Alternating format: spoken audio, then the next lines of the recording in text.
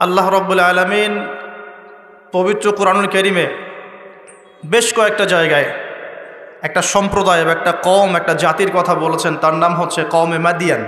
কি নাম? কওমে মাদিয়ান। এই কওমে মাদিয়ানের নবী ছিলেন শুআয়ব আলাইহিস সালাম। কি নাম ছিল?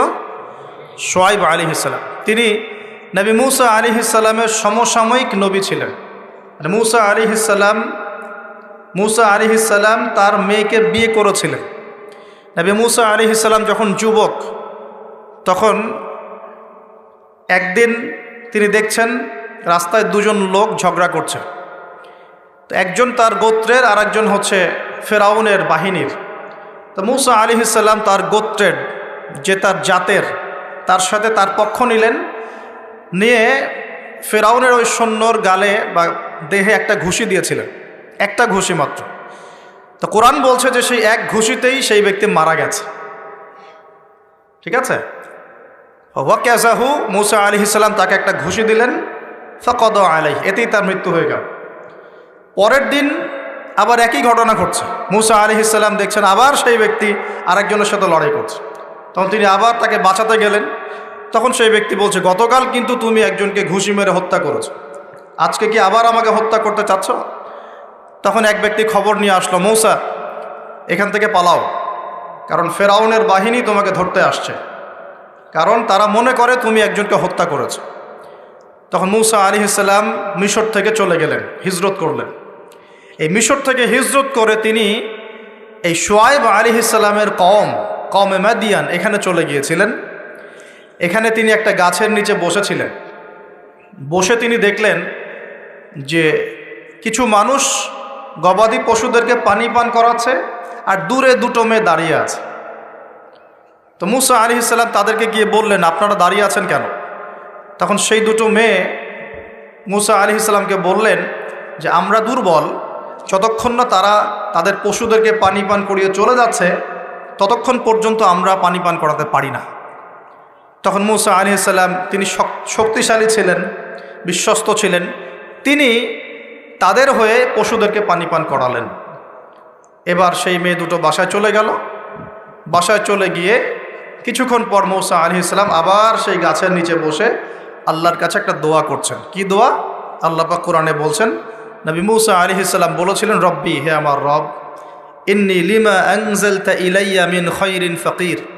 হে আল্লাহ, তুমি আমার প্রতি যে নেয়ামত বর্ষণ করবে, তুমি আমার উপর যে অনুগ্রহ বর্ষণ করবে, আমি তার জন্য ভিখারি হয়ে বসে আছি। সুবহানাল্লাহ। কারণ এখন মূসা আলাইহিস সালাম ফেরারি মানুষ, মিশর থেকে চলে আসছেন, না এখানে আছে খাবার, না আছে বস্ত্র, না আছে বাসস্থান, না আছে কোনো আত্মীয় স্বজন, একাকী। তখন তিনি গাছের নিচে বসে এই দোয়া করছেন, রব্বি ইন্নী লিমা আনজালতা ইলাইয়া মিন খায়রিন ফাকির। হে আল্লাহ, আমার উপর তুমি যে নেয়ামতগুলো দিবে এর জন্য আমি ভিখারি হয়ে বসে আছি। সুবহানাল্লাহ। ঠিক ওই সময় ওই দুই মেয়ের একজন মেয়ে হেঁটে হেঁটে মূসা আলাইহিস সালামের কাছে আসলেন, এবং তাদের হাঁটার বর্ণনা আল্লাহ পাক কোরআনে দিয়েছেন যে তারা লাজুক ভঙ্গিতে হেঁটে আসলেন। সেই মেয়ে লাজুক ভঙ্গিতে হেঁটে আসলেন। এখনকার মেয়েদেরকে এই হাঁটাকে শিখাবে যে মেয়েদেরকে লাজুক ভঙ্গিতে হাঁটতে হয়? লজ্জা শরম তো সেই কবেই উঠে গেছে। তো একটা ভালো কাজ করার পরে মূসা আলাইহিস সালাম গাছের নিচে বসে আল্লাহর কাছে দোয়া করছেন। এই জন্য ভালো কাজের ওসিলা দিয়ে আল্লাহর কাছে দোয়া করতে হয়। এই যে আমরা দোয়া করতে চাই আল্লাহর কাছে, দোয়া করার বিভিন্ন সময় আছে, গুরুত্বপূর্ণ সময় আছে, পদ্ধতি আছে। পদ্ধতির সময় বুঝে দোয়া করলে ইনশাল্লাহ দোয়া ডাইরেক্ট কবুল হবে ইনশাআল্লাহ। আর তিনটা জিনিস খেয়াল রাখতে হবে। এক, ওই ইবাদত যেন আল্লাহ সন্তুষ্টির জন্য হয়। দুই, সেটা যেন নবী সাল্লাল্লাহু আলাইহি ওয়াসাল্লামের পদ্ধতি অনুযায়ী হয়। এবং তিন, আপনার রিজিকটা যেন হালাল থাকে। এই তিনটা বিষয় ঠিক থাকলে ইনশাআল্লাহ তাআলা দোয়া কবুল হবে ইনশাআল্লাহ। তো মূসা আলাইহিস সালাম দোয়া করলেন, সাথে সাথে ফল আসলো। ওই মেয়ে হেঁটে হেঁটে চলে আসলেন, এসে বললেন, আমার বাবা আপনাকে ডাকছেন, আমার বাবা আপনাকে ডাকছেন। এই কথার অর্থ যারা অ্যাডাল্ট তারা বুঝতে পারবেন। এখন মূসা আলাইহিস সালাম তার সাথে গেলেন, গিয়ে দেখলেন তার বাবা হচ্ছেন একজন নবী, যার নাম হচ্ছেন শুআয়ব আলাইহিস সালাম, যার কথা বলছেন। তার বাবার নাম কি? শুআয়ব আলাইহিস সালাম। এখন শুআয়ব আলাইহিস সালাম তিনি মূসা আলাইহিস সালামকে বলছেন, কি ঘটনা তোমার, আমাকে বলো। তখন মূসা আলাইহিস সালাম তাকে সব ঘটনা বললেন। এখনও কিন্তু মূসা আলাইহিস সালাম নবী হন নাই, এখনও কিন্তু তার কাছে ওহী আসেনি। ঠিক আছে। এখন তিনি তার ঘটনা খুলে বললেন যে আমি বনু ইসরাইলের মানুষ, ফেরাউনের ঘরে বড় হয়েছি, একদিন রাস্তায় ঘটনা ঘটলো, তারপরে আমাকে তারা ধাওয়া করে আজকে এই জায়গায় আমি চলে আসলাম। এখন শুআয়ব আলাইহিস সালাম বলছেন যে এখানে ভয়ের কিছু নাই, তুমি এখানে নিরাপদ, এখানে কেউ তোমার কোনো ক্ষতি করবে না ইনশাআল্লাহ। তখন এই দুজন মেয়ের একজন বলছে, বাবা এই ব্যক্তি হচ্ছে বিশ্বস্ত এবং শক্তিশালী, এই ব্যক্তি হচ্ছে বিশ্বস্ত এবং শক্তিশালী। মূসা আলাইহিস সালামের দুটা গুণ এখানে পাওয়া গেল, তিনি বিশ্বস্ত ছিলেন এবং কি শক্তিশালী ছিলেন। তো সে আমাদের উপকার করেছে, তাকে কি আমাদের কাছে রাখা যায় কি না, তাকে পুরস্কার দেওয়া যায় কি না। তখন বিচক্ষণ পিতা মেয়ের কথার ইশারা বুঝে ফেললেন, তখন পিতা এই মেয়ের সাথে মূসা আলাইহিস সালামের বিয়ে দিলেন। বলেন সুবহানাল্লাহ। কি শর্তে বিয়ে হলো? 8 বছর শুআয়ব আলাইহিস সালামের যে আপনার কাজ করতে হবে, মানে খামার, শুআয়ব আলাইহিস সালামের যে প্রজেক্ট আছে সেখানে 8 বছর শ্রম দিতে হবে, চাকরি করতে হবে। 8 বছর দেখাশোনা করতে হবে তার প্রপার্টিস দেখাশোনা করা মানে কি? সব দেখভাল করা, ভালো মন্দ দেখাশোনা করা। তার ছিল ক্ষেত, ছিল জমি জমা, ছিল আপনার গবাদি পশু ছিল, এগুলো দেখাশোনা করতে হবে। তো মূসা আলাইহিস সালামকে শর্ত দিচ্ছেন 8 বছর আমার এখানে কাজ করতে হবে, আর তুমি যদি 2 বছর বেশি করো, 10 বছর পূর্ণ করতে পারো, এটা তোমার বিষয়। আর এই ওয়াদা আমার আর আল্লাহর মাঝখানে, তোমার আমার আল্লাহর মাঝখানে থাকবে। তো মূসা আলাইহিস সালাম রাজি হলেন এবং তিনি সেখানে থাকতে লাগলেন।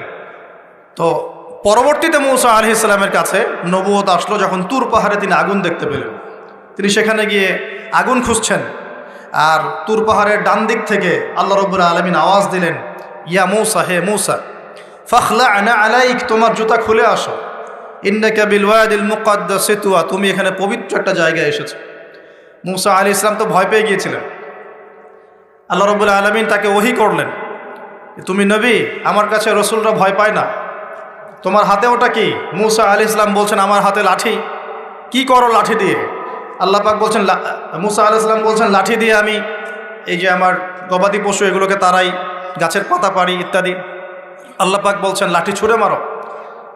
লাঠি ছুঁড়ে মারার সাথে সাথেই এটা একটা বড় অজগর হয়ে গেল, এবং মূসা আলাইহিস সালাম এটা দেখে পিছনে দৌড় দেওয়া শুরু করলেন। তখন আল্লাহ পাক ডেকে বললেন, ভয় পেও না, আমার কাছে যারা মুরসালিন রসুলগণ ভয় পায় না, তোমার হাতটা বগলের নিচে ঢুকাও। মূসা আলাইহিস সালাম হাত নিয়ে এই বগলের নিচে দিলেন, এবার বের করো। বের করলেন, দেখলেন হাত দিয়ে আলো বের হচ্ছে। মাশাআল্লাহ। এরপরে আল্লাহ পাক তাকে নবুয়ত দিলেন, যাও ফেরাউনের কাছে। কোন ফেরাউন? যেখান থেকে তুমি পালিয়ে এখানে এসেছো, ফেরাউনের কাছে গিয়ে ইযহাব ইলা ফিরআউন ইন্নাহু তাগা, ফেরাউনের কাছে যাও, গিয়ে বলো যে সে সীমা লঙ্ঘন করেছে। কি সীমা লঙ্ঘন সেটা আমরা পরে দেখব ইনশাআল্লাহ। আমরা মোটামুটি জানি ফেরাউন সম্পর্কে, সে কন্যা সন্তানদেরকে জীবিত রাখত, পুত্র সন্তানদেরকে হত্যা করত, বনু ইসরাইলকে বিভক্ত করে শাসন করত, জুলুম করত, এবং তার সবচেয়ে বড় অপরাধ হচ্ছে সে নিজেকে খোদা দাবি করেছে। সে বলেছে, আনা রব্বুকুমুল আ'লা, আমি তোমাদের মহান রব।